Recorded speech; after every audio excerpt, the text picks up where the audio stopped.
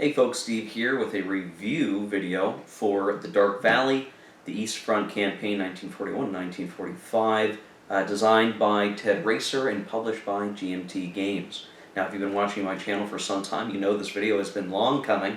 I started playing the game something like 9 months ago as a real exploration of the game like I did for its sibling game, The Dark Sands, I have here on my shelf. You can watch all those videos on my channel. I did a playthrough session report videos and then a review. And I'm doing the same here for The Dark Valley. Now, this was a big undertaking for me because I played pretty much every turn in the 44-turn game over the course of 9 months. So if you want to see that and want to see more in-depth commentary, there are dozens of hours of content there on my channel that you can watch. But if you're just watching this and you want a review of the game, then continue on. Just know that I will probably not cover the game mechanics in as much detail as I did in those videos. Obviously, I'm not playing the game right now, but I had played the game. You can see all of that there. Now, I'll also say, as a forewarning, that if you're watching this video and you are wanting a review from someone who is a very knowledgeable East Front game person, I am not it. I have this game. I also have Thunder in the East back on my game shelf, and I've played that for, I don't know, something like 6 hours, and I've got a good feel for Thunder in the East, but really I've spent more time with this game, more familiar with this game, and I'm not an expert on the East Front by any means. So, as I give this review, keep that in mind. If you're someone who is really searching for the ultimate East Front game, my opinion may matter less to you, or if you're just looking for a general good opinion, then listen to me. So I'll do what I can to speak to all that. Now, this game is, as you can tell from the map in front of me, a hex encounter game. The map is 2 maps, so it is, of equal amount of mappage, I guess, as the Dark Sands, but it is laid out in a more sort of customary format here with the 2 normal-sized maps put together lengthwise to give you the full experience from Berlin over here on the far western part of the map out to, let's see, Gorky out in the east, and Saratov and Stalingrad over there. And it is a pretty comprehensive game for the East Front. Now I will put a switch up in this video here, and we will zoom in to look at some of the components. We will look a little bit at the units and some basic gameplay elements, and we'll finish out, like my old review style, with some end thoughts and an overall rating of the game. So this is just sort of an intro. I'll say that along the way I've had interactions with Ted Raicer in my game experience, so he has been very helpful providing guidance on the game and overall thoughts on the playthrough. So it's important, I guess, just to know that I have been in contact with the designer as I look through this and make my determination on what I think of this game. And it's a big game. It took me a long time to get through. Some of that is ultimately just because I am in a time of my life where I don't have a lot of free time. So for me, this meant playing maybe an hour or two a week for several months. And of course, recording video and commentating on that video takes more time than it took to play it. So if you're looking at this game, yeah, it is a big game. It's going to take some time if you're going to play the full campaign. It does include scenarios that start at Barbarossa, Case Blue, Citadel, and Bagration, so that if you want to play a shorter game experience, this game does have that for you. And then, again, that full campaign, that's a big undertaking. You want to be careful how and when you try to execute that for table space. Let's see, anything else as an intro? I guess just know that, if you watch The Dark Sands or are familiar with The Dark Sands, this was the system that sort of originated that. Arguably, you could say Ted Raicer's Case Yellow 1940 sort of is the precursor to the Dark system. But the big thing to take away from this is that it is hex encounter, operational in gameplay, with some slight strategic decisions you're making along the way. But you're really focused on the operational parts of the war. Where are you putting units? Where are you heading to? Are you capturing the right cities? Are you clearing supply paths? And really what that boils down to is you're not making decisions on what you're building. You're not making decisions on political diplomacy, anything like that. It is mostly sitting in that frame of moving from city to city, capturing territory, surrounding units, knocking them out of supply and isolating them and forcing them to surrender. All that good stuff that an East Front game would have you do, right? So, other thing I should point out about this game, and this is sort of creeping into the components conversation, if you buy the deluxe version, and this is the copy that I have, this is what I'm reviewing, is the deluxe edition. It includes, out of the box, if you're buying from GMT, fresh, a new game, some counters for another Ted Raicer game called World War II, Barbarossa to Berlin. That's a card-driven World War II game.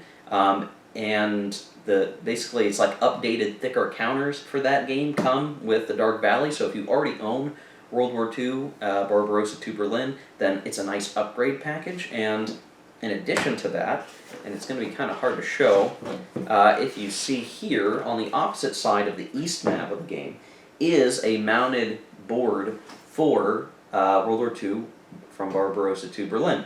So again, if you have that game already, buying this provides some additional benefits. Obviously, you can't play with this board if you're also playing the Dark Valley. So for, however you want to look at it for Barbarossa to Berlin, it's not necessarily something that you're like, oh, I'm going to sell this board to somebody, right? Can't do that. It's part of the Dark Valley, but it's nice. If you have Barbarossa to Berlin, you've got a mounted map you can always bust out from your Dark Valley copy. You've got some upgraded counters for that game. So it's not quite a reprint of Barbarossa to Berlin, but it is a nice upgrade package. That might be another incentive to purchase this game, or look to buy components from somebody who may be selling them. But interesting add to the deluxe edition, and there really is, I think, a lot to say for the deluxe edition compared to previous editions. I don't have a previous edition. I only have the deluxe, but I think it's going to be worth taking a look at some of the differences online. You can see those. I'll talk to them here in the rest of the video. You'll notice some differences if you have a first edition copy. Even just looking at the map, you can see the map looks a little bit different, the colors are a little bit different. We'll talk to that. So let me put a switch here and we'll take a closer look at a few things from the game. Okay, so first thing, let's talk about the components. It's one thing to talk about game mechanics, but I always like to talk about components first to get them out of the way. My sort of view of this being, great components can't make a bad game a good game, because that's just flashy stuff that may not really matter, not substantial. But bad components can really hurt what is otherwise a good game, and you kind of have to deal with that a little bit. Now, again, this is the deluxe edition, so GMT has put forth some effort to really make this the definitive version of the game and to really provide a great experience for the purchaser. I'll say a couple of things right away that, this new edition has the thicker box, and it's a pretty sturdy box as well. So this is, kind of par for course for some of the games coming out from GMT now with a much bigger box that manages to fit everything back in after you've punched it. That's a problem with a lot of games. You can have a mounted map. That takes up extra space in a box. If you punch the counters don't lie flat anymore. You got them in baggies or a tray or something, and it still takes up space in the box. I can tell you, I can fit everything back in the box, which is really great. That's nice to know. I don't have to worry about something that's going to fall off a shelf that goes to this game. So very good there. I like that. Big box, always appreciate it, though. Sure, it takes up more space on your shelf. That happens. The new map. If you look at videos that are online of the older edition, or you look at pictures, you'll see that the old map has like a black outline, which is very odd. This uses a more subdued gray outline, which I just find to be nicer on the eyes, a little more readable, and it matches the tone of the map just a little bit better. The map itself has been redone by Mark Simonich. I believe it was Mark anyway. And overall, I have to say I do prefer this map art to the previous. I think the terrain is pretty clear. Everything is, nice, and it pops pretty well. I think in my time playing the game, the only thing is, if you have these VP markers, they can be covered by counters, and so I opted to use bingo chits, but that's just a personal preference.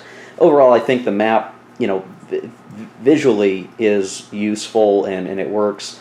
And everything on the big turn track up here is pretty easy to interpret, and everything is there that you kind of expect it to be. So the map does what it needs to do. There are some holding boxes for units that have been withdrawn, some assets, terrain key down here. And just to talk about the mounted map for a second, so you can see it is a mounted map. It's not paper, but it is the nice quality thin mounted map.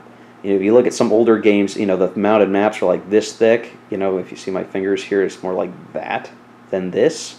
And I like this a whole lot more. And the reason why is that it's still sturdy, right? It's going to hold up. It's not going to rip and tear.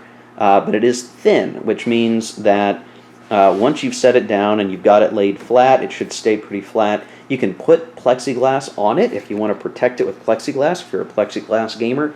And what's nice is sometimes you put plexiglass over a map, and if it's the real thick mounted maps, you'd have a little bit of the overhang of your plexi, and that could get caught on stuff and get flipped up and move counters. This is, because it's shorter, lays more flat, and you have less chance of that being an issue. What's also really nice, and this is something that I'm really glad game companies are wising up to, that this format of mounted map, when it's folded up, is a lot thinner than the other type, right? So if you've got this folded up, yeah, it's still what is that, like an inch or a little over an inch, something like that of thickness, but that is still a huge improvement to what it used to be with the other form factor that was in use just even a few years ago. And that, to me, is a big deal, because you really need that extra space in a box. Even with a 3-inch box, you need the space to fit everything back in at the end of the day, and this really helps with that. I mean, I would love, for instance, if Pax Romana had a reprint and got the map printed with this thickness of mounted map, because then I could actually fit all the stuff back in the box much better than I can for that game. So this is very good. This is, I would say, a good deluxe rendition of the map and the component there. Really, really good stuff there. Now the next thing I want to talk about in terms of components are the player aid charts. So the game does come with several, and I don't think I need to explain why good player aid charts are important, right? You want ones that are informative. You want ones that can tell you what you need and be useful. So you have, and these are all kind of card stock here, but you have several of them, right? You have the turn track, or I'm sorry, the sequence of play, I should say, with weather effects, so that's all very useful. On the back, you have that action chit recipe. So this game being a chit pool game means that you have certain chits that are available per turn to be drawn from the cup that dictates who can do what and when. So on the back, just list all of those guys out. Pretty simple to follow. You got to double check what you've got each turn, but it is pretty straightforward stuff. The only thing I would maybe say is it might have been nice to have maybe the sequence of play on another sheet or something somewhere, and make use of it. If I look on the back of the scenario book, you do have a sequence of play, so that helps. The only thing is, it's just you're gonna not want this flat underneath plexiglass, because you need to flip it to look at the chit recipe. But still a good terrain chart. Then you have got a terrain chart, useful, straightforward. Everything's clear here, and then the combat charts as well. You can see there are two different types of combat results charts.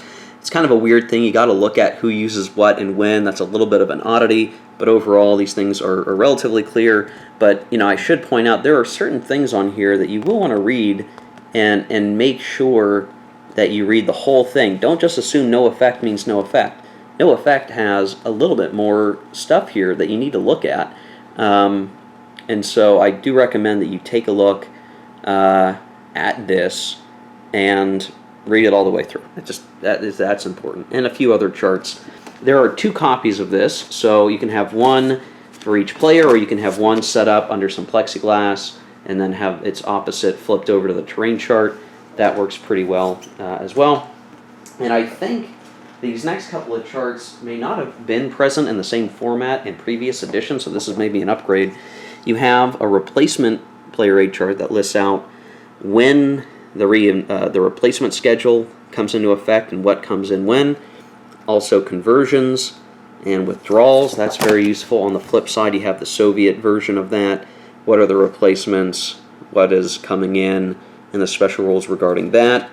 This stuff is in the rule book, and you can flip. I ended up flipping to the page a lot, but having this is useful. You can flip and just kind of look very quickly. Hey, what's each side going to get to do? So this is very helpful. And then you have this other one, and this is one I ended up using a lot early because of the Barbarossa scenario. This player aid chart has special rules reminders. So all the special rules that come into effect on certain turns, and this is mostly early war stuff representing the Barbarossa special invasion, but it does list these out, and that is very helpful, all located in one place. Without this, you'd be digging through the rules trying to find each and every special one. This simplifies that for you a lot, and you'll need to reference it quite a bit if you're playing that scenario. And then on the back are additional rules reminders. These are things that are more typical and are probably worth referencing fairly often as you go through, as the situations come up. Just as a quick reference, again, I think this is a newer player aid chart that may not have been in previous editions of the game and was very smart to include. And it does remind me a little bit of my review of the Dark Sands. Whoops. Sorry, I kicked my stand a little bit. It does remind me a little bit of my review of the Dark Sands, where I had said, really I would have liked a player aid like this special rules reminder, that would have just been very helpful for the Dark Sands that didn't quite exist, and I ended up creating my own that I published to Board Game Geek because of that. So, hey, if the Dark Sands ever gets a deluxe edition, I think they should follow the pattern they did here. To talk about the counters just very, very quickly, I'll just get a couple out of a bag to show you. And you can see this again in my playthrough videos if you really want.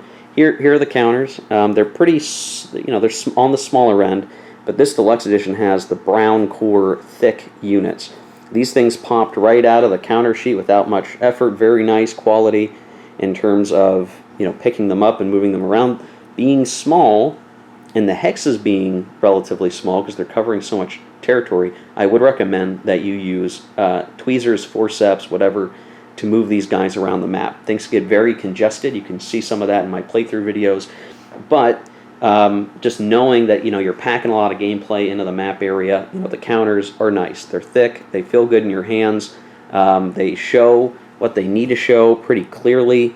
You do have a difference between units that have a Zoc and those that do not. So you can see the hex around that first number, that's their attack factor, and that tells you if they have a Zoc or not. Some units don't have Zocs. Some people might say, well, this is confusing, I'm used to all units having Zocs or not, or whatever. I don't think it's that bad. Once you acknowledge in the game that Zocs are present, if the unit has the symbol, then you can operate on that. The second number is a defensive value, and then the last number is movement. If it's circle, that means they're mechanized, and that means that they may have to pay a different terrain cost to move into hexes. All the units in the game, in terms of the component and displaying information, were pretty clear. And I didn't really have any issues interpreting what I was seeing on the counters. All were really straightforward with that. So the counters, in terms of component quality, are pretty top-notch there. That's the kind of counter you want to see, if you can help it. Speaking very briefly to the rulebook and scenario book. So these are sort of the, I'm not sure what you call the quality of paper. It's your typical non-glossy paper. The scenario book runs 20 pages, and I think, let's see, the rulebook was like 28.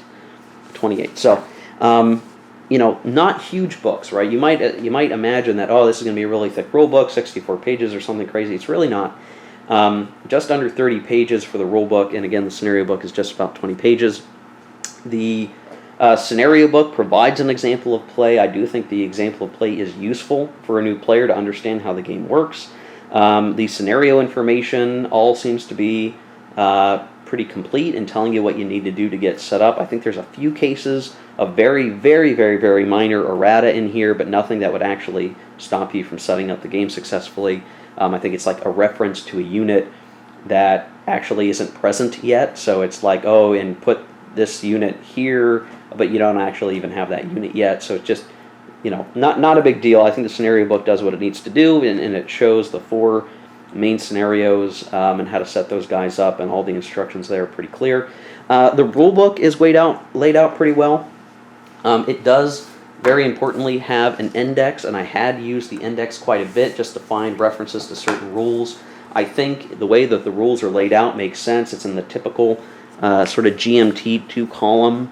It is, both of these are color, though, most of the color is just showing the counters and what they look like and the labels for those.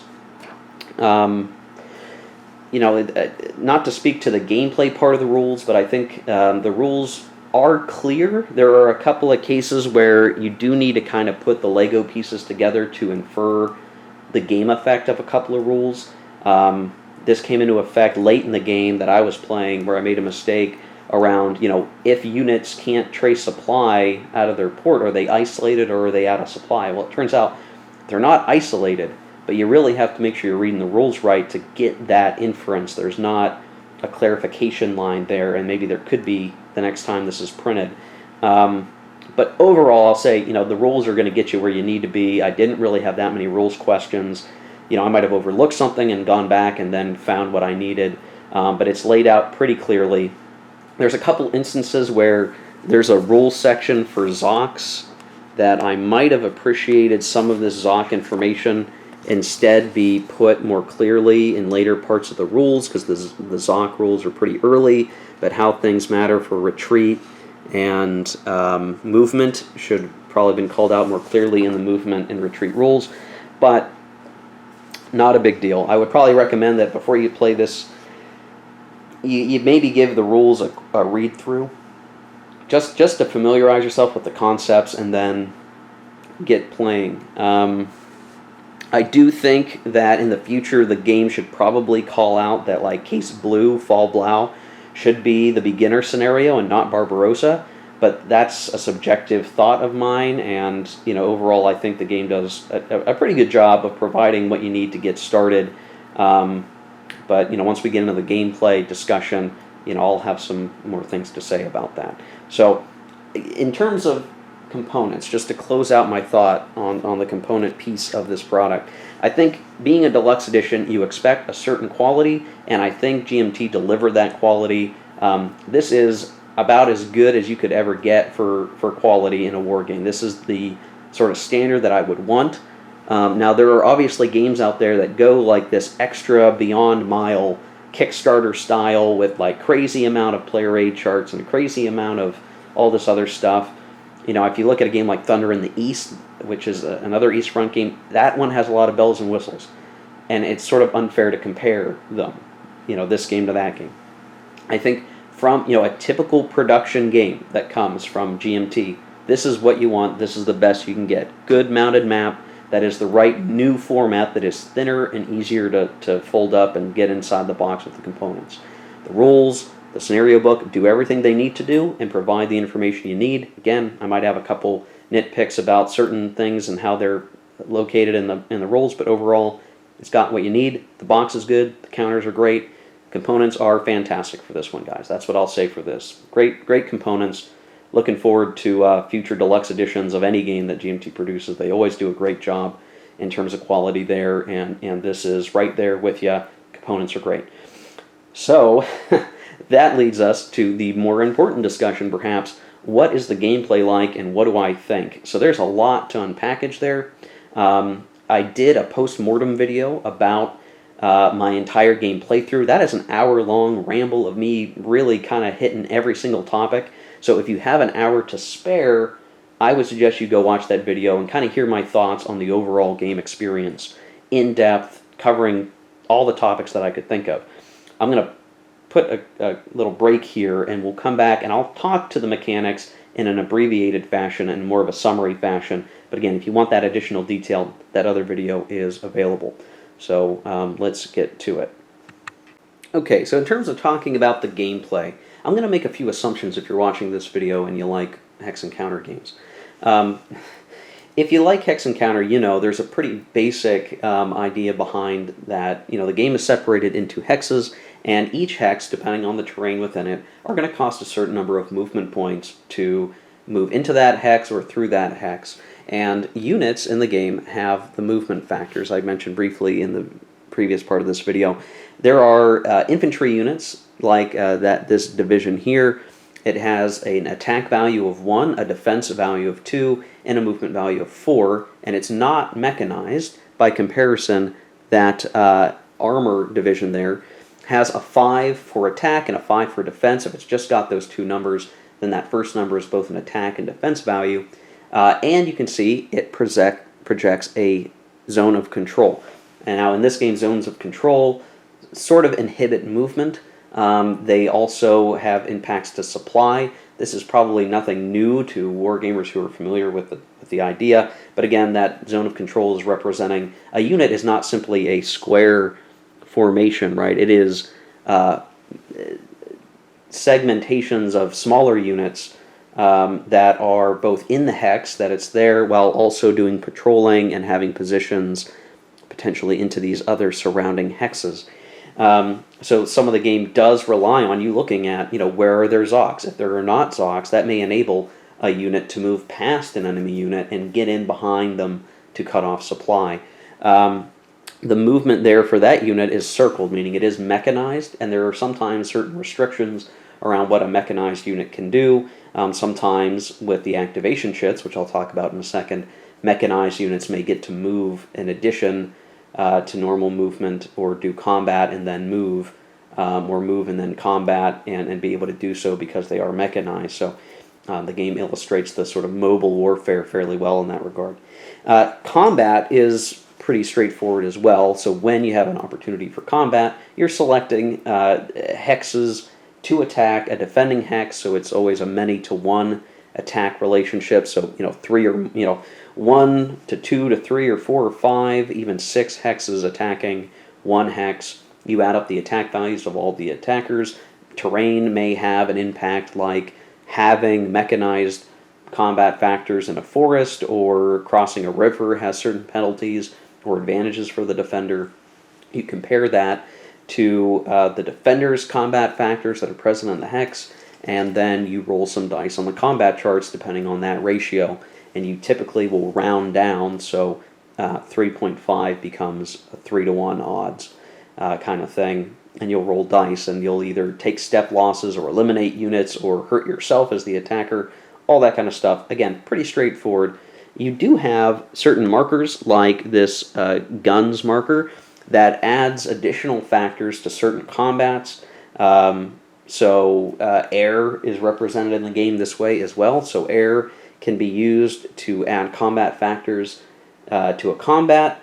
Air can also be used for bombardment purposes, which can potentially cause a step loss based on the die roll, depending on the terrain that an enemy unit is in. So a unit in the forest has a little bit more cover. It is harder to hit them with air bombardment than it otherwise would be in clear terrain. There's also artillery units that can also bombard, but they're doing so in hexes that they're adjacent to. So it's not just units that are on the map moving around and attacking each other. There are additional elements to the game that provide that additional sort of chrome flavor. You have the air war, but the air war in this game is very much abstract. It is mostly the Axis having certain air units that they can throw into the fray, and over time the Soviets are sort of getting their air back that they can use to add points to combat. It is primarily, besides the little bit of air bombardment that you may be doing, mostly a ground support game. So you will not have dogfights, you will not have air combat in this game. Those are simply used to add combat factors to a potential combat. Some folks may want a more nuanced game there for that, but I think it helps to keep the game focused on the ground war and the combats that are happening, and really air just being something that is adding to the ground warfare that you see in the capture of terrain. Now, the game is really driven on the chit pool. So at the beginning of a turn, a faction, either the Axis or the Soviets, are going to have initiative, which means they get to pick from their available chit recipe the first activation chit. And then from there on out, you're putting the available action chits into an opaque cup, and you're going to pull those, and that's going to determine who gets to go next and what they get to do.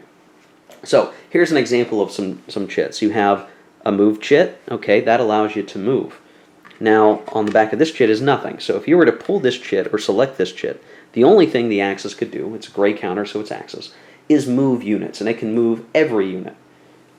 This says move, but on the back it also says combat. This is a move or combat chit. When it's drawn, the Axis can select to do either or, whatever is the most beneficial for the player at that point. So a combat chit will enable combat. Now, there is a restriction that when you have move or combat chits, you can only have one. So if you had two of these or chits, and you used one for move, the next one you draw has to be used for combat. What this provides is flexibility. So in a given turn, if you only have a chit that can let you move and that's it, and a chit that can let you combat and that's it, whatever one you draw, you have to do. With the ones that are or, move or combat, that allows a player to basically pick, especially if it's the first one of the two that they'll usually get in a turn if they're going to get these, to say, you know what, I think combat is better for me right now, I'm going to do that now instead of moving. Now, if camera's screwing up, but again, if you have the chits that you don't get a choice and your opponent has the chits that give them the choice, they're going to have a distinct advantage because they can, again, choose what's best. You are sort of at the mercy of that chit cup. If you don't pull what's useful, and this is an element of luck in the game, you're going to have challenges, right? If you pull things at the wrong time or the opponent gets their chit before you get your chit, that can be, that's part of the fog of war element of this game. Now, some people don't like chit pull. They prefer the move and combat or combat and move traditional style of war games. I do appreciate in this game that the chit pull allows for a bit of uncertainty. You can only do the best that you can do with the knowledge and the capability that you have, and that does make it a little more exciting and really helps if you're playing it solitaire like I have here in my big playthrough that I did recently. Now, there are more than just move and combat chits. There are specialty chits, and here are just some examples. You can pull these Panzer chits. Now, what they allow you to do is activate a corresponding HQ, Panzer HQ unit, so a 1st Panzer HQ or 2nd Panzer HQ, which then can activate units nearby to do either combat and then move, or move and then mechanized units can do combat. And so this is an addition to normal move and combat, and are present on certain turns to represent that really mobile warfare capable Axis army, though slowly over time they'll have less ability to use these chits. On the Soviet side, they have things like Deep Battle, which allows them to activate certain HQs and the units in range of them to do combat, and then, after combat, do movement.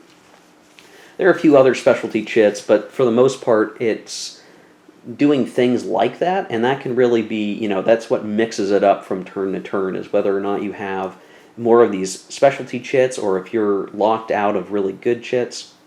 And this becomes sort of the question that I've seen online a lot of, is the game scripted, right? As you play these action chits, they get put on the chit pull track, and you can see what's come out, right? Some of that game strategy is going to be seeing, what's been played, what's in the cup, what can I do with what's left, what can I prepare for. From a turn-to-turn basis, you can do that, and that can be part of the strategy in determining how good you are at the game. If you're looking at this as a much grander scale question, do these chits, the chit, camera's still screwing up, I need to get a new camera. If the question is the game too scheduled because of the chit recipe from turn to turn? In my opinion, I don't think it is, but it's all a matter of perspective. So if you're looking at the Dark Valley being a game where you want to be able to make these really, really crazy changes to history, it's probably not the right game. What the action chits are representing are changes in doctrine or strategic situations, the impact of the Western Front with the Western allies doing things to the Axis, calling for units to come off the map, the Soviets getting a better officer corps over time. These strategic, really grand strategic level impacts that you, as the overall commander of the Axis or Soviet forces in this theater, simply don't have control over. So, the turns where you get lots of Panzer activations are because the overall Axis command has allocated the resources and organization and logistics necessary to have a lot of capability in Barbarossa. But later in the game, that is obviously different. That has changed, and history controls that. Things outside what the player has control of determine that. So you don't just get to say, I'm going to have a whole bunch of, superpowers with my Panzer HQs in the later phases of the war, when that just simply was not a reality. This is not a grand strategic game like World in Flames, or World at War, or Axis and Allies. This is very strictly an operational game on the East Front of World War II, and so you have to operate within the constraints that the historical actors did. Now, you can still do things that maybe Hitler would have not have allowed. You can make some choices on your own to determine what you're going to do within this space. But there are certain things that are simply out of your control, and the chits reflect that. Now, that said, if you're operating within those historical constraints, you can make decisions that are different from the historical actors. And so this is where I'm saying I don't think it's scripted. You can choose to do things or choose not to do things. So in my game, playing through Case Blue, I opted to not go for broke trying to take Stalingrad and the Caucasus. There's a whole thing here where if you're pushing towards these areas, you can see at the far end of the map we have Stalingrad, we have the Caucasus. It's hard to get all the way over, across all these rivers, and projecting a lot of force down here before the Soviets start getting a lot of units that can defend there and defend well. So for me, I decided, well, I could do the historical thing. I could go for broke and try to take these areas. Or I could, as long as I'm making sure to meet a victory point threshold requirement that is in the game, that does force you to still attack even in 42 or 43, if I've met those requirements, I'm not going to put myself at risk. I'm gonna put on a more defensive, hold my ground strategy, and that ended up proving to be very effective as the Axis. I avoided the disaster at Stalingrad. I avoided spending too much, manpower down in the Caucasus, and that had a pretty big effect on the game, I think. And so, again, to summarize, is the game too scripted? No, I don't think that it's too scripted. I think, again, there are historical constraints. You operate within those constraints like any war game, and you have the option at the operational level. Sure, at times a strategic level choice, but still the operational option, the strategic option to implement your operational strategy. That's word salad, but I hope you understand what I mean, right? As long as you're operating within the confines of the East Front of World War II here, yes, you have a choice where to go, how hard to push, what way you want to take to get there against your opponent and see how it all plays out. So I think there's plenty of gameplay there for you to experience and really get that sense. Now, let's talk about the overall game in terms of playing through these scenarios. So the game has the 4 scenarios: Barbarossa, Case Blue, Citadel, and Bagration. I will say, and I've said in other videos, but if you're only watching this video as a review, I want to make sure this is clear, that I think each of those scenarios really allows you to see a different aspect of the East Front War, and I think that each is more or less capturing what the state of the war needed to be, and you can play that and experience that. Now, you also have the option of doing the full campaign, or starting a scenario and playing through to the end of the game through turn 44, in May of 1945. So you have those options. The scenarios tend to be like anywhere between 5 to 8 turns long, and are pretty good, I think, if you're just wanting to jump in and play the game. It wouldn't hurt to try some of the scenarios rather than to take on the big task of playing the full campaign. And there may be times where even playing the full campaign, it looks like one player's really dominating. You should probably call it. Um, a couple of things. I think, being a game that is about the East Front, being first in the scenario book, Operation Barbarossa will tend to be people's first attempt at this game. Let me make a recommendation to you. Do not start with Barbarossa.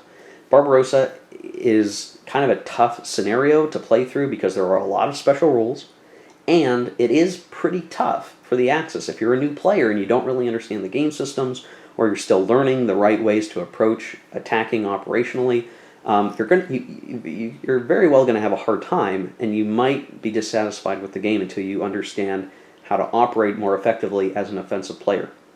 My recommendation is to play Case Blue instead, and that allows an opportunity for both players to kind of feel out how the game works, movement, combat, trying encirclements, trying out how breakthroughs work. That is probably a better learning experience, but nothing in the game would point that out to you. It's something I've learned and I want to push forward. So try Case Blue first, then go back as more experienced players and try Operation Barbarossa. Operation Barbarossa is the Axis all on attack, the Soviet on defense. Case Blue, Fallblau, is still the Axis on offense, but the Soviets can kind of they have a little more of a stable line. They have something resembling a working army. It's a little more interactive. Citadel is similar to that with the set piece of the Battle of Kursk, special rules that you have to follow. And then Bagration is the opposite, with the Soviets pushing hard against a defensive Axis. And, each of those has a worthwhile game experience to play, and a game experience that is different from those other scenarios. There is a different feel to those. The force pools are different. The available units are different.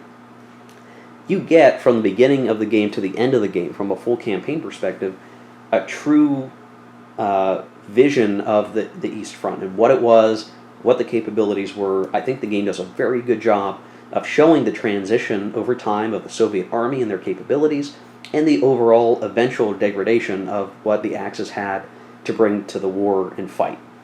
So that much is really cool. Now, I'll say one of the takeaways I've gotten from the mechanics of the game is that if you're an attacking player, either as the Axis in the early game or the Soviets in the late game, the challenge is for you in this game, very much so. As a defensive player, you can play smart as a defensive player and do very, very well. Even not playing well, you can still do an alright job, right? You can move units to the right defensive positions, try to figure out the best defensive posture, but so much is dependent on the offensive player. They really have to execute well to be successful.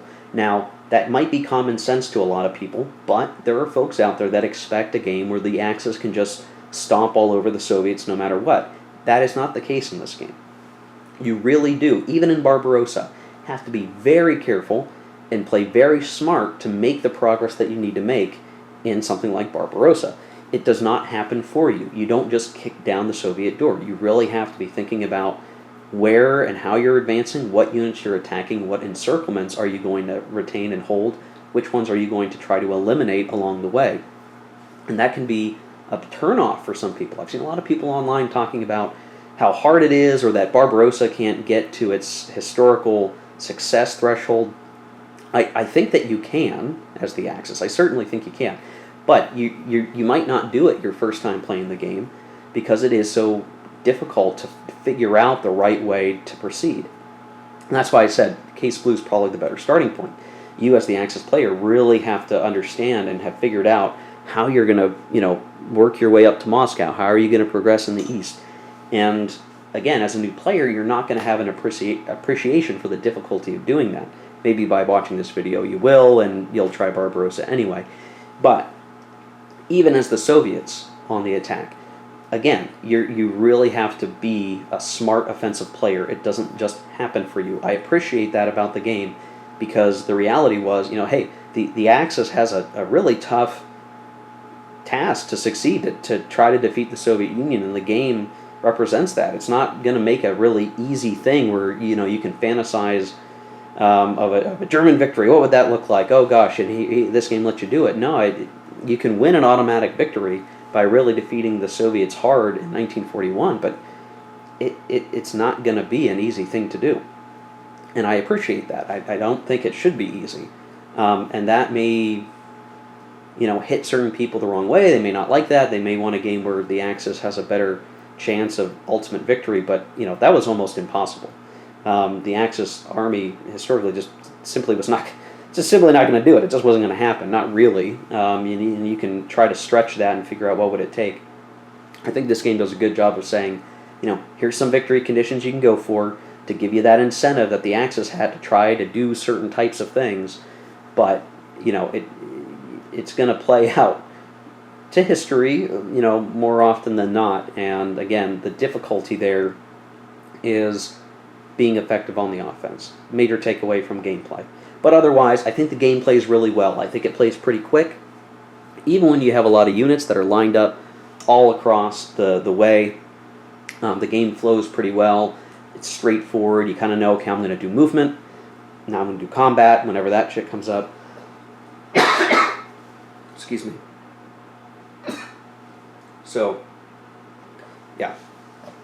Only other parting thought here before we switch back to the conclusion of this review in terms of gameplay is that there are some challenges with the chit pool. You can imagine some cases where, and I'll zoom in on the turn track to show, if you get move and then another move, if that defender gets to move second after the attacking player in that scenario who's on offense, if the attacker moves forward, gets all their attacks set up, and the defender gets to move, they might just say, okay, I'm going to move, and they're going to retreat one hex back the whole way down the line. You can get in some weird cases where, like, the offensive player just can't ever hit the defender. Now, that's luck-based, and you're probably not going to be that unlucky that it happens a lot, but it is something that is possible, and I think when it does, that really slows down the offensive player. Now, there are ways with the chits and specialty chits that you can kind of get around that, but there are times, and it can be very frustrating, where that move-counter-move chit sequence can come and can be frustrating because you really, maybe as the Soviets, you're really trying to kick in the Axis and shatter them to pieces, but you can't catch them, or vice versa, where the Soviets get to continue to play, space for time, and the Axis just can't seem to get a hold of them. It probably balances out in the end where you can catch them, you can do a lot of damage, and those times where they get to slip away maybe don't happen too frequently, but it's just something to watch out for. And I don't know, maybe other folks that have played the game have an opinion on it.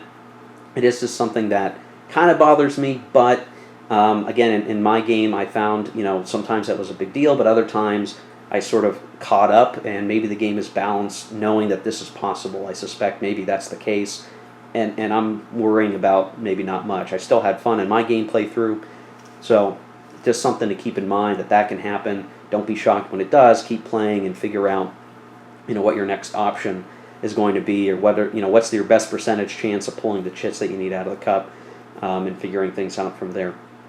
So, okay, well, let's kick it back to the conclusion, and let's talk about what I thought overall. Okay, so we're here at the conclusion of this review. Again, if you were not totally satisfied by the gameplay summary and description from earlier in the video, you can watch my other videos on the game and get a little bit more of an in-depth look at the mechanics and how everything works. So let's just summarize kind of what I'm thinking here, right? Now, I realize that when a game is reviewed, there are certain levels of subjectivity that exist here, and not everybody could look at a game that's rated like 9 out of 10 and say, yeah, it's a 9 out of 10. Everyone has different tastes.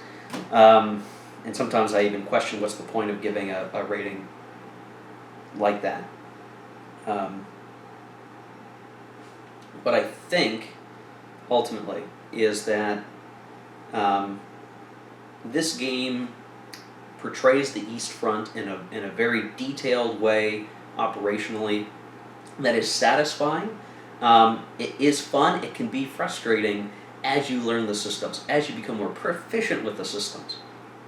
I think you gain a better appreciation for what the game is trying to do.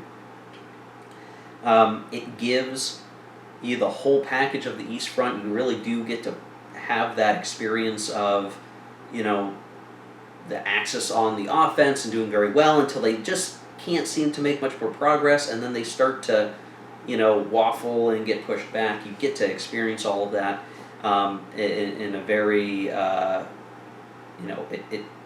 very satisfying way, I guess. I don't know how else to say it. So if you're looking for a World War II game on the East Front, I think there's definitely an option, right? There are other games out there. Even from GMT, you can get Thunder in the East. That's an option. There are other games out there. I mean, the Russian campaign, Russia Besieged. Proud Monster is another one that's sort of in a similar vein. And you'll see that there are a lot of pros and cons to each of those games. I think if you're trying to figure out like what's the right game to get, if you look at Thunder in the East, Thunder in the East is an interesting game, very cool. I appreciate that game. I haven't reviewed it. I need to play it more, but I think it's a pretty cool game. But it's also part of a larger system that Frank Chadwick's working on. And if you get that, then you're sort of getting drawn into that whole system.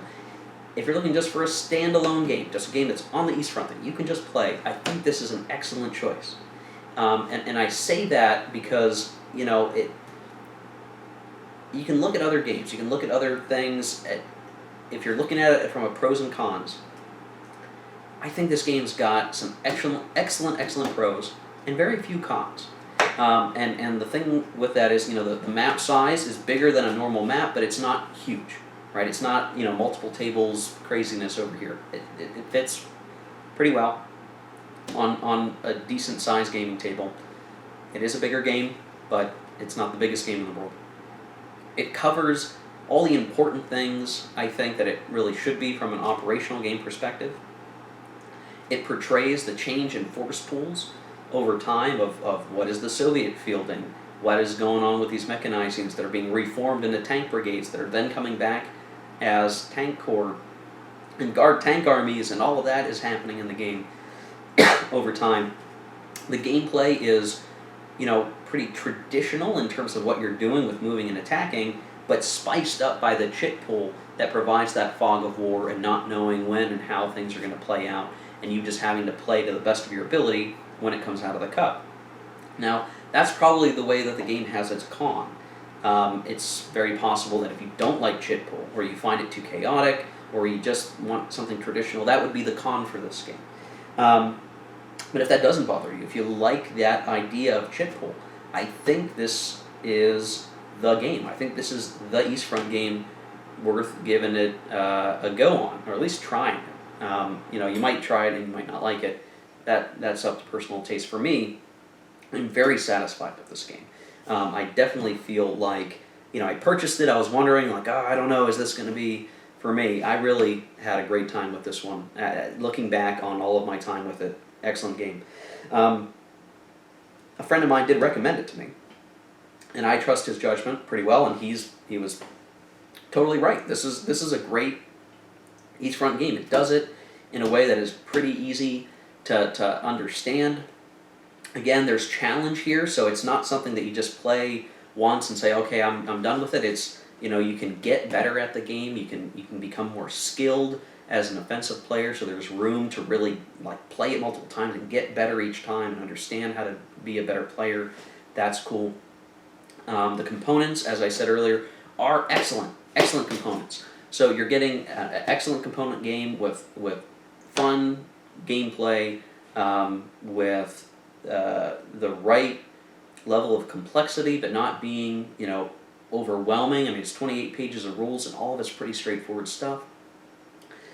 This is a great package, guys. It's a great game. Really enjoyed it. I thank Ted for publishing this one and designing it, and I've got a bunch of his other games that I'll be playing as well in time. But this one in particular was a very cool experience. Looking forward to future Dark games.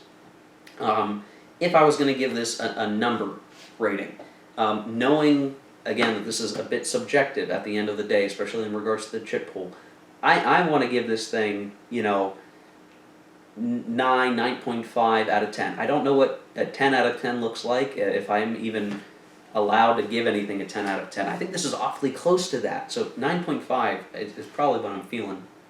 Because again, the components are just great. The gameplay's great.